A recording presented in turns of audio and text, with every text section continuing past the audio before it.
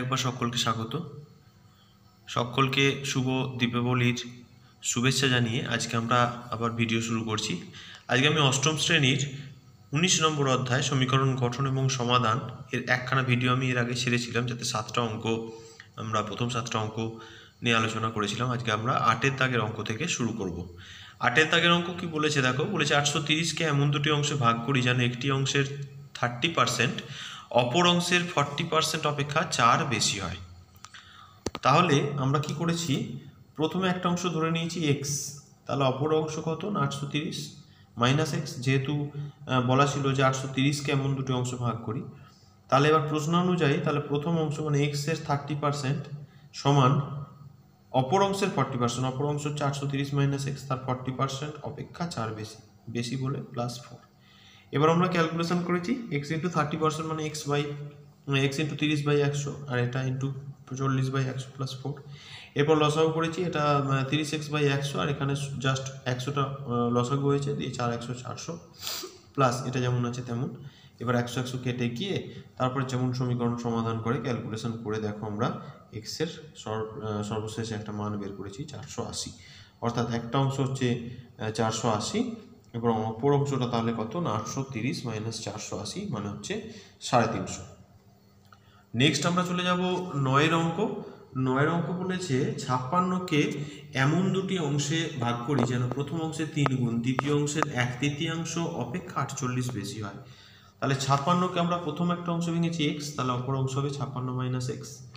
এবার প্রশ্ন অনুযায়ী একটি বলছে প্রথম অংশের 3 গুণ, তাহলে প্রথম অংশের 3 গুণ মানে হচ্ছে 3x, এটা দ্বিতীয় অংশের 1/3 অপেক্ষা 48 বেশি। দ্বিতীয় অংশ হচ্ছে 56 মাইনাস এক্স, তার 1/3 মানে হচ্ছে 3, তার থেকে 48 বেশি মানে +48।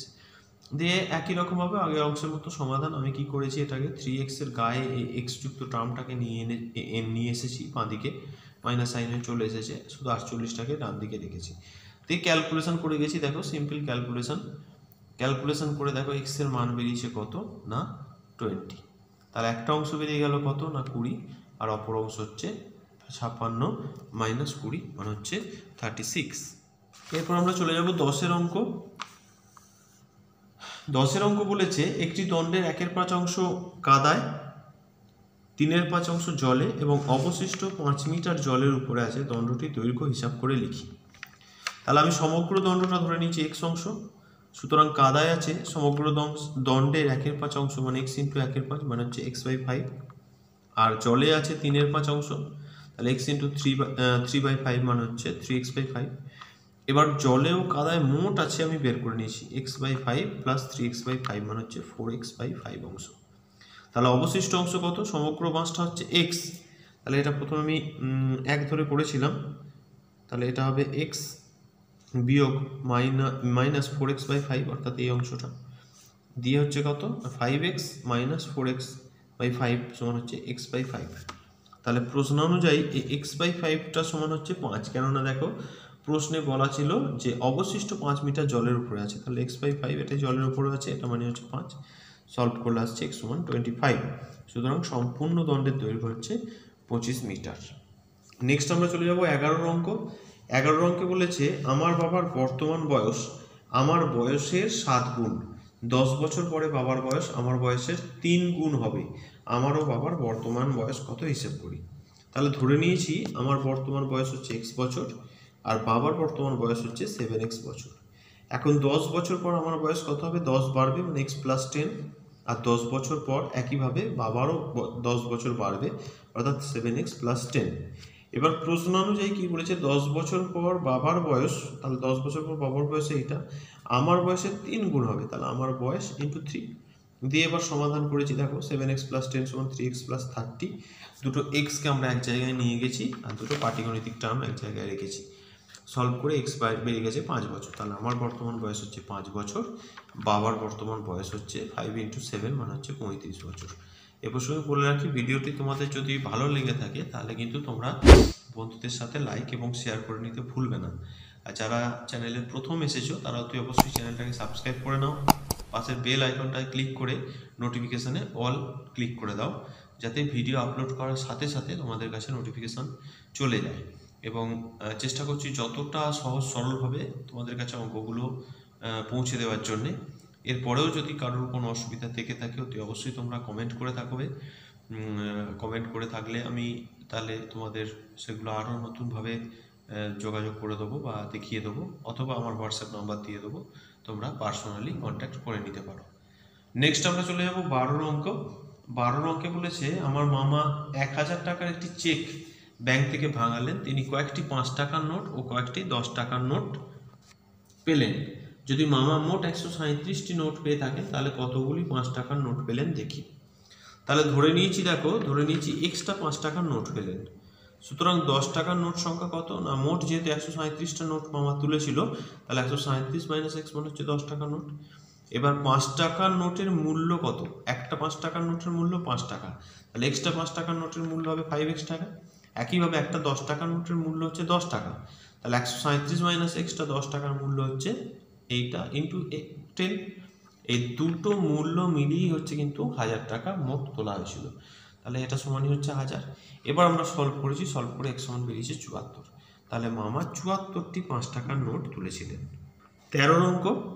13 অঙ্ক বলেছে আমাদের গ্রামের সালেম চাচা সরকারি চাকরি থেকে অবসর গ্রহণ করার পর তার সঞ্চয়ের হাফ অংশ দিয়ে একটি বাড়ি কেনেন। হঠাৎ বিপদে পড়ে তিনি বাড়িটি বিক্রি করে কেনা দামে 5% বেশি পান। যদি তিনি বাড়িটি 3450 টাকা বেশি দামে বিক্রি করতেন তাহলে কেনা দামের উপর 8% বেশি পেতেন। সালেম চাচা কত টাকায় বাড়িটি কিনেছিলেন এবং তার সঞ্চয় কত ছিল? তাহলে ধরে নিয়েছি প্রথমেই সালেম চাচার মোট সঞ্চয়টা ছিল x টাকা। এবার অঙ্ক অনুযায়ী তিনি তার সঞ্চয়ের হাফ অংশ দিয়ে বাড়ি কিনেছিলেন। তাহলে সঞ্চয়ের হাফ অংশ দিয়ে বাড়ি কেনা মানে বাড়ির ক্রয় মূল্য হচ্ছে x ইন্টু হাফ মানে হচ্ছে x/2 টাকা। এইবার প্রথম ক্ষেত্রে তিনি বাড়িটি বিক্রি করে কেনা দামের 5% বেশি পান, তাহলে বাড়িটার বিক্রয় মূল্য কত, ক্রয় মূল্য মানে x/2 ইন্টু 5% মানে 5/100। আবার দ্বিতীয় ক্ষেত্রে বাড়িটি 3450 টাকায় বেশি দামে বিক্রি করলে কেনা দামের 8% বেশি পেতেন। তাহলে দ্বিতীয় ক্ষেত্রে বিক্রয় মূল্য কত, কেনা দাম হচ্ছে x/2 ইন্টু 8% মানে 8/100 মানে হচ্ছে 8x/200। এইবার শর্তানুসারে এই দামটার থেকে 3450 টাকা বেশি, সেই জন্য আমি কি করেছি এই দামটা বিয়োগ এই দামটা সমানে হচ্ছে 3450 দিয়ে আমরা সলভ করেছি। দেখো সলভ করে আসছে কত না x সমান ক্যালকুলেশন করে দেখো 2,30,000 টাকা, অর্থাৎ আমাদের সালেম চাচার মোট সঞ্চয় ছিল 2,30,000 টাকা। আর প্রশ্ন করেছে কি যে বাড়িটি কিনেছিলেন কত টাকা দিয়ে, তাহলে বাড়ি কিনেছিলেন সঞ্চয়ের অর্ধেক দিয়ে, তাহলে হাফ ইন্টু 2,30,000 মানে হচ্ছে 1,15,000 টাকা। নেক্সট আমরা চলে যাব 14 অঙ্ক, খুব ইম্পর্টেন্ট একটা অঙ্ক। বলছে গোপালপুর গ্রামের আশ্রয় শিবিরে আশ্রয় প্রার্থীদের জন্য 20 দিনের খাবার মজুদ ছিল। 7 দিন পরে আরও 100 জন আশ্রয় প্রার্থী সেই শিবিরে আশ্রয় নিলে 11 দিনের মাথায় সব খাবার শেষ হয়ে যায়। প্রথমে কতজন আশ্রয় প্রার্থী ছিল লিখি। তাহলে যেটা প্রশ্ন আমি সেটাই ধরে নিয়েছি যে ধরি প্রথমে x জন আশ্রয় প্রার্থী ছিল। এখন প্রথম ক্ষেত্রে 20 দিনের খাবার মজুদ ছিল, 7 দিন পরে আরও 100 জন আশ্রয় নিল, তার মানে এই x জন আশ্রয় প্রার্থী খেয়ে নিয়েছিল কতদিন, 20 মাইনাস 7, যেহেতু 7 দিন পর ঘটনাটা ঘটেছে তার মানে x জনের খাবার ছিল 13 দিনের, x জন তাহলে 7 দিন খেয়ে নেওয়ার পর আর 13 দিনের খাবার x জনের মতো ছিল। কিন্তু এখন 100 জন নতুন আশ্রয় প্রার্থী আসায় আশ্রয় প্রার্থীর সংখ্যা দাঁড়িয়ে গেছে কত, x প্লাস 100 জন। এইবার তো মানে শর্তানুযায়ী আমি যেটা করেছি সেটা কিভাবে এলো আমি বলে দিই। দেখো x জন আশ্রয় প্রার্থীর খাবার ছিল 13 দিনের, তাহলে একজন আশ্রয় প্রার্থী সেই খাবারটা খেত কতদিন, বেশি দিন, মানে 13 ইন্টু এক্স। এইটা সমান একইভাবে x প্লাস 100 জন আশ্রয় প্রার্থীর খাবার বলেছে 11 দিন চলতো, তাহলে এইজন আশ্রয় প্রার্থী যদি 11 দিন যে খাবারটা খাবে তাহলে একজন আশ্রয় প্রার্থী কতদিন খাবে, বেশি খাবে, অর্থাৎ x প্লাস 100 ইন্টু 11, অর্থাৎ দুটো তরফেই আমি একজনের খাবারের সংখ্যাটা বের করলাম, বের করে দুটোকে সমান করে দিলাম। তাহলে 13x সমান x প্লাস 100 ইন্টু 11 দিয়ে আমরা ক্যালকুলেশনটাকে এগিয়ে নিয়ে গেছি। এগিয়ে নিয়ে গিয়ে দেখো ক্যালকুলেশন দাঁড়াচ্ছে x ইজ ইকুয়াল টু 550, অর্থাৎ একদম স্টার্টিংয়ে শুরুতে আশ্রয় প্রার্থীর সংখ্যা ছিল 550 জন। আজকে 14টি অঙ্ক তোমাদের কষে দিলাম, অঙ্কগুলো বাড়িতে দেখতে থাকো, প্র্যাকটিস করতে থাকো, কোনো রকম কোনো অসুবিধা হলে কমেন্ট করে জানিও। এর পরের দিন আমি 15 দাগের অঙ্কগুলো নিয়ে আলোচনা করব। যারা চ্যানেলটাকে এখনও সাবস্ক্রাইব করোনি তারা অতি অবশ্যই চ্যানেলটাকে সাবস্ক্রাইব করে নাও, পাশের বেল আইকনে অলটায় ক্লিক করে দাও যাতে নোটিফিকেশন সবার প্রথম তোমাদের কাছে পৌঁছে যায়। বাড়িতে থাকো, সুস্থ থাকো। ধন্যবাদ।